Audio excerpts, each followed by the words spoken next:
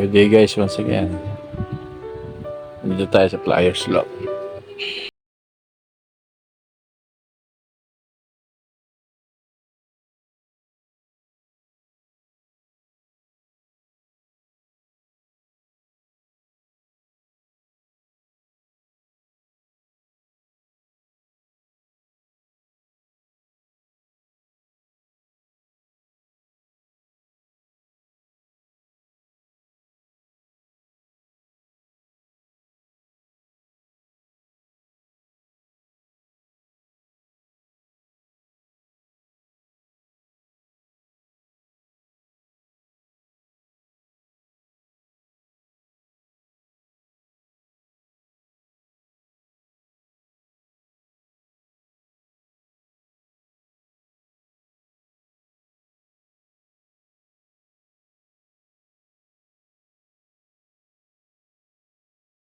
Piling gawa.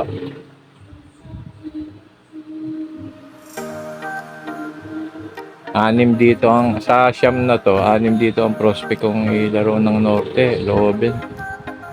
Sana mag-materialize.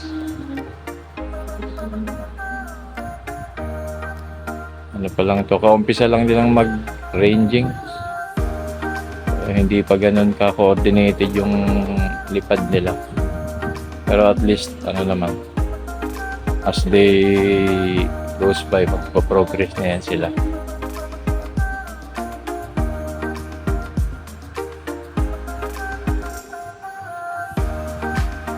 Tentative pa rin yung paglaro ko ng Norte, itong darating na Norte. Pero sana mag-push through. Pero ang status yan, tentative pa. Pero ano't ano man ang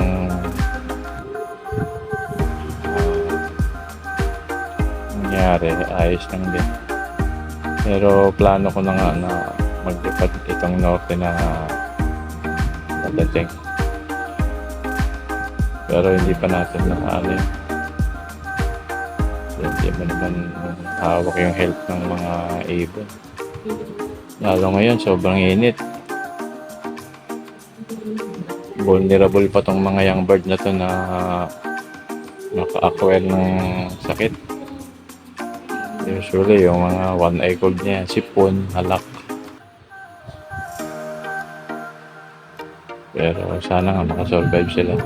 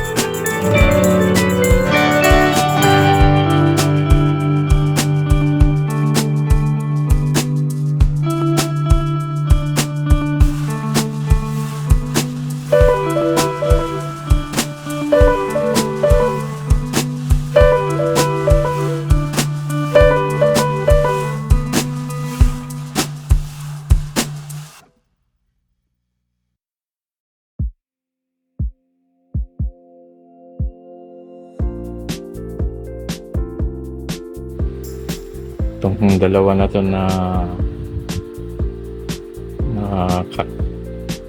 naka-precondition na yan.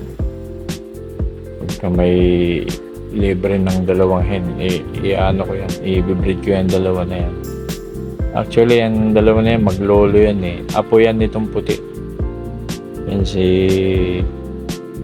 Emil de Wert Mariano yan eh. Apo niya yan dahil yung nanay niyan, anak ni White Foundry na to, itong puti. Anak niya yung nanay ng Blueback na may pasok ng Victor Tan.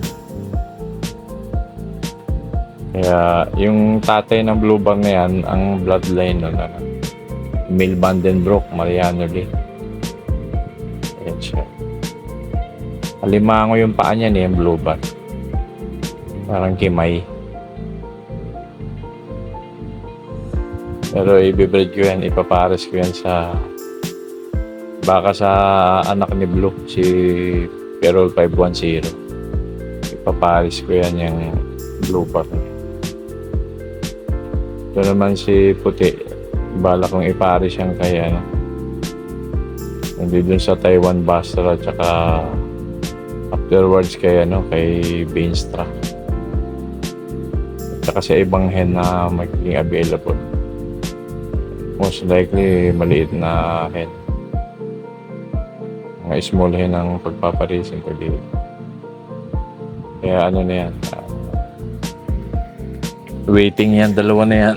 May nag-awat na ako sa mga nakasalang na 10 pares.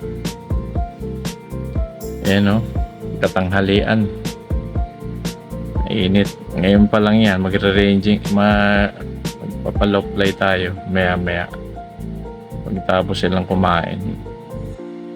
Doon ako nagpapalabas ng ibon ng gutom eh. Napakain ko sila kahit paano initially. May laman yung butchi nila, saka yun, nakainom na. Ano pa yan, yung mga young bird niya makukulit. Pero isa lang naka-clubbering dyan eh, dyan sa mga ano ko.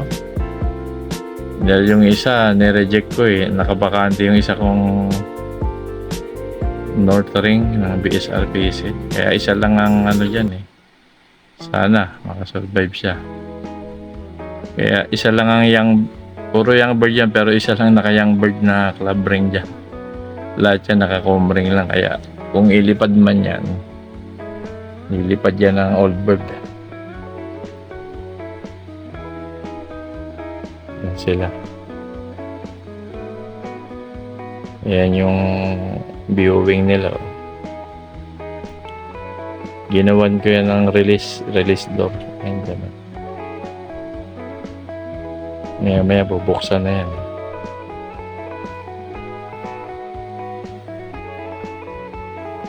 Parang ano lang, open loop.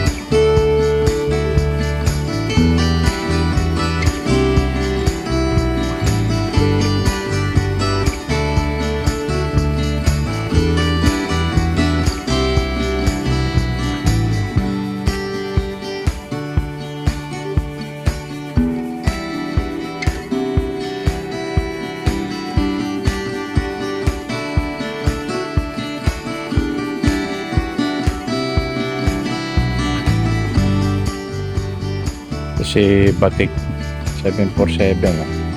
Yan. Naka-pairing siya ngayon sa patay ni Blackjack 303. Bali itong 2 times pagod food na to, ano to, i-give bird ko to kay Brad Rodel para may madalas yun ang laging nagpapahirap at nagbibigay sa akin ng gift and i-give bird sa akin each time na nagbigay naman ako ng kahit paano 2 times pagod food na give bird sa kanya. I'm giving back with this 2 times pagod food si Batik 303 Batik 747. Ayan siya, pero nakasalang pa siya para makuhanan ko muna siya ng lahi, although may na-produce ng dalawa to na F2 inbreed. Andiyan na, nalipad na pero pa, hindi pa naman kinukuha. Ayaw pa kunin ni Brad Rodel, pero sa kanya to God willing. Ayan. So, ganda tong hen na to, balansyado. Ano yan, Beckert Noel Hertes. Ang dam niya ay Louis Chu. Bali half sibling to ni Blue 808. Ang gandang hen ito, medium. Nakapag 2 times pagod food. Ito na, Brad Rodel, yung ibon mo. Ayaw mo pa kunin nakasalang. Wholeheartedly na binibigay ko to kasi masarap magbigay yung quality, yung nailipad mo talaga. At least 2 times pagod food siya. I'm more than willing na mag-give birds, lalo na sa tropa kong si Brad Rodel.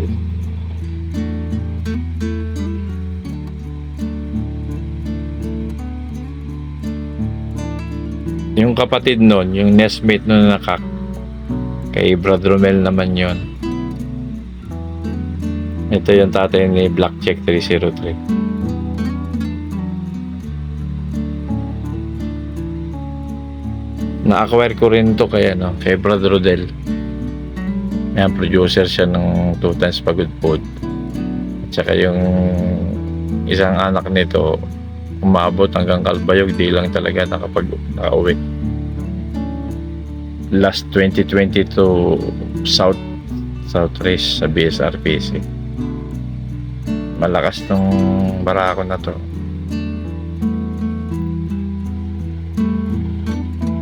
Isa to sa mga ginagamit ko, yung mga offspring nito, mga crosses niya. Ano to, Taiwan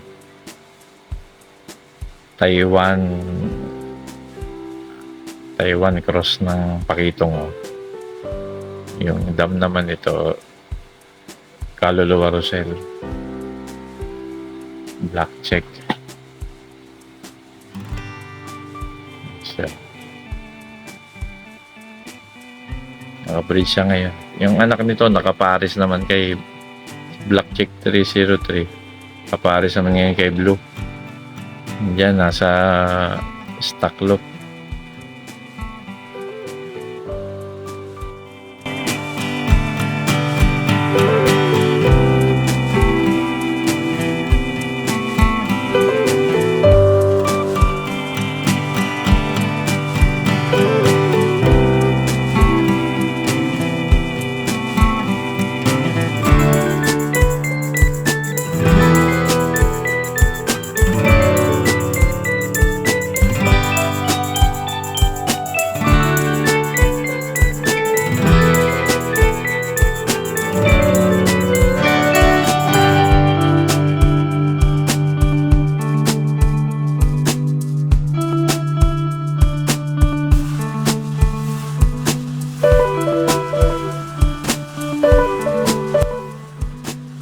Naman yung offspring ni Blue 808 Kak.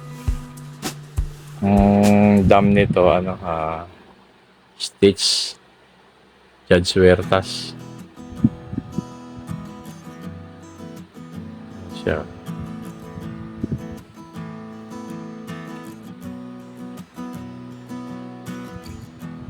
Piniring ko siya sa half sibling niya, anak din ni Blue, with different dam. Ang kapares nito ngayon, pareho sila ng sire, magkaiba sila ng maternal descent. Bale ito, Stitch Judge Huertas, Blue Cross ng Stitch Judge Huertas. Kamukha siya ni hati sila, kamukha ni Blue, tsaka yung katawan na hawig sa nanay na small hen ng nito. Medium naman yung sire niya, si Blue 808. And siya, pack.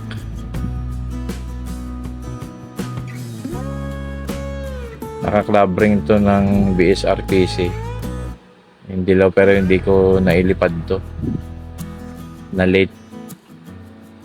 Yan ang tatay niya, si Blue 808. Ano niya, half sibling niya si Perol 102. Yung third matlaw. Yan siya. Ang full sibling ni Perol 102, yung kaparis niya, si Perol 510.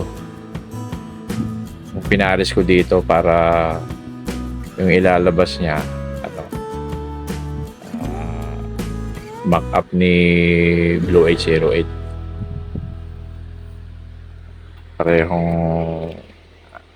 Parehong offspring ni Blue 808. Kaya half sibling pairing. Ito yung si Perol 510. Ito ang full sibling ni Perol 102. Ang sire nito si Blue 808. Ang dam niya ang dam nito Jansen, ang Jansen cross ng inbreed Beckert kaluluwa, cross ng line breed Jan Arden. May dugong Luis to kay Blue 808. Ang lolo nito Jansen sa maternal side. Ang grand dam naman nito inbreed Beckert kaluluwa, line breed Jan Arden. Small hen to. Kaya yung pairing na to small to medium na nakapair sa small hen.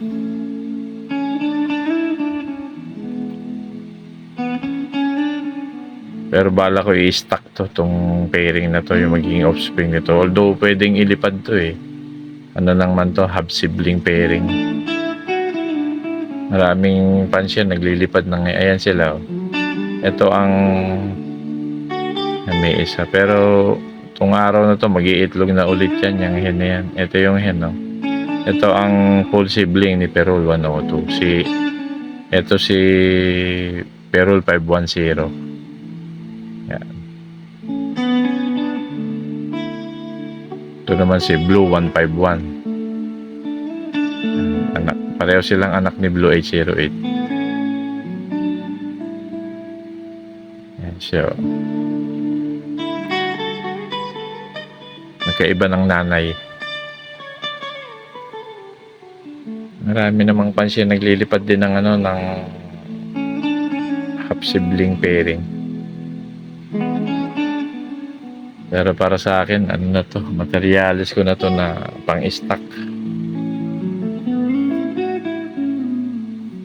Pwede yung magiging offspring nito, pwedeng nakalagay sa pliers loop para mayroon akong pang colony breeding, yung nalipad din na mas healthy. Para mai-disseminate yung lahi niya, mai-pair sa ibang ibang strain dito sa lock ko.